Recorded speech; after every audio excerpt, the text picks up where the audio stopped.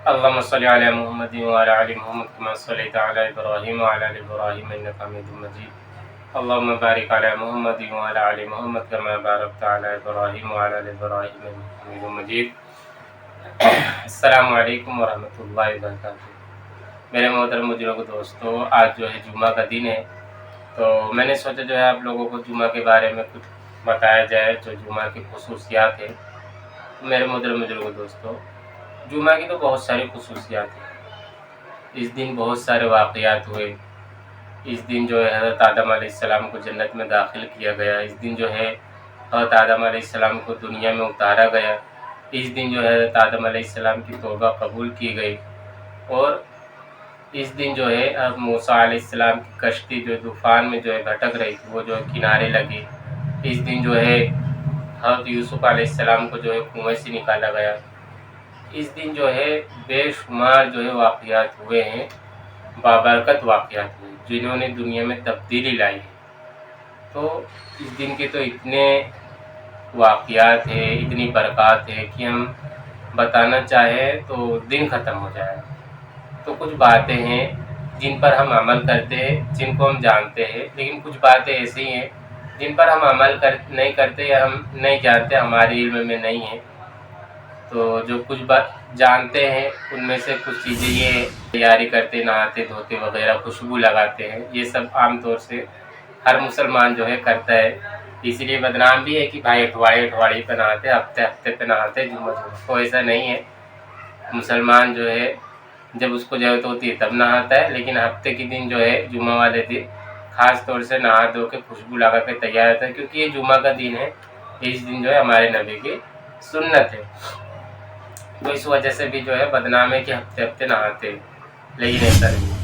لیکن جو ہے جو چیزیں ہم نہیں کرتے، جیسے اکثر لوگوں کی فجر کی نماز گل ہو جاتی ہے، تو فجر کی نماز پڑھنے کی کوشش کرے.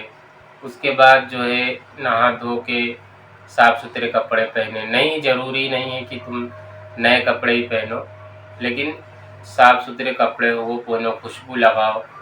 جمعہ کا دن جو ہے جمع ہونے کا دن ہے. جیسے شہروں کی مسجدوں میں جمعہ ہوتا تھا پہلے، اب جو ہے زیادہ آبادی والے گاؤں میں بھی جمعہ ہوتا ہے، تو سب مسلمان اکٹھے ہوتے، جمع ہوتے. اس کے لیے جو ہے اس کو جمعہ کا دن کہتے ہیں. اس دن خطبہ پڑھا جاتا ہے. چھوٹی عید کے برابر ہے، یہ چھوٹی عید ہوتی جمعہ کا دن.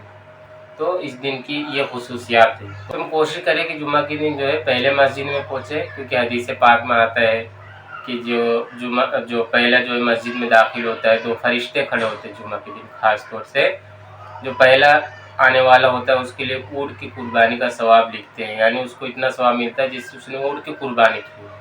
پھر جو دوسرا شخص مسجد میں جاتا ہے اس کو اتنا ثواب ملتا ہے جیسے اس نے گائے کی قربانی کی، بیل کی قربانی کی. پھر اس نے جو ہے تیسرا شخص وہ ہوتا ہے، اس کو اتنا ثواب ملتا ہے جیسے اس نے بکرے کی قربانی کی، دمبے کی قربانی کی. اسی طریقے سے مرغی کی، انڈے کی. پھر کیا ہوتا ہے جب خطبہ چالو ہوتا ہے تو فرشتے جو اپنا جو نامہ اعمال لکھتے رہتے ہیں، نیکیاں لکھتے رہتے، وہ بند کر کے بیٹھ جاتے ہیں خطبہ سننے. اور بہت لوگ ہوتے ہیں جو خطبہ چالو ہونے کے بعد پہنچتے، بلکہ ٹائم دیکھتے رہتے اور ایک دوسرے سے پوچھتے رہتے کیا بھائی کتنے بجے کا خطبہ ہے، یعنی جب خطبہ شروع ہوتا ہے تب وہ پہنچتے. تو ایسا نہ کرے، کوشش کرے کہ مسجد میں جلدی پہنچے، جلدی داخل ہو، جلدی مسجد میں جا کر بیٹھے، امام کے قریب جا کر بیٹھے. اس سے کیا ہوگا، نیکی تو ملے گی اور جو ہے ہم کو فائدہ بھی ہوگا. اور اس دن جو ہے درود شریف کی کثرت کرے. درود شریف جتنا ہو سکے اتنا درود شریف پڑھے، کیونکہ اس دن جو ہے درود شریف جو پڑھا جاتا ہے وہ نبی علیہ السلام کے پاس ڈائریکٹ جاتا ہے. تمہارا فلاں امتی جو ہے اتنے درود اس کے آ رہے ہیں. بہت اللہ والوں کے جو ہے ایسے عمل ہوتے تھے کہ اس دن جو ہے صرف درود شریف ہی پڑھ رہے ہیں. اور اس دن جو ہے سورہ کہف کا بھی عمل کرے.